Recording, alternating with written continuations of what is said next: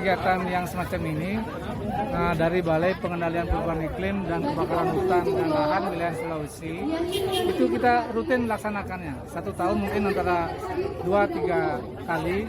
Itu yang pertama adalah bagaimana kita mensosialisasikan kepada masyarakat itu biar mengenal lingkungan secara luas gitu.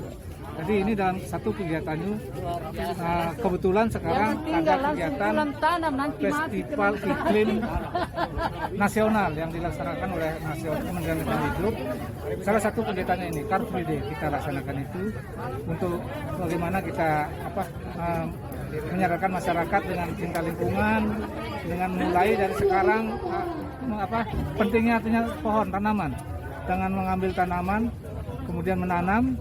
Itu artinya untuk kedepannya biar alam itu tetap lestari untuk kemakmuran rakyat. Dari segi kelestarian alam, kemudian bisa juga kita sosialisasikan untuk pengendalian kebakaran hutan dan lahan.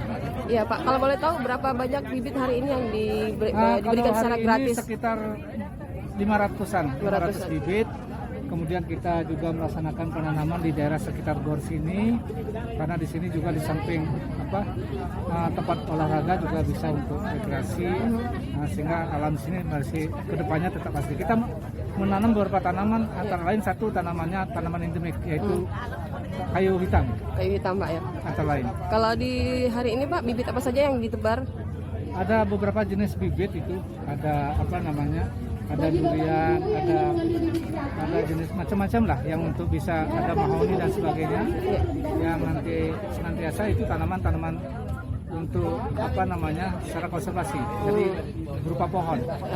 Ada pesan mungkin Pak kepada masyarakat terkait dengan? Saya harapkan dengan kegiatan ini masyarakat itu makin mencintai lingkungan, tidak menebang pohon sembarangan, tidak membakar lahan secara sembarangan, kemudian mengajarkan pada adik-adik mulai kecil sehingga kedepannya alam kita tetap lestari, jadi masyarakat menjadi makmur dan sejahtera. Terima kasih Pak Made. Siap.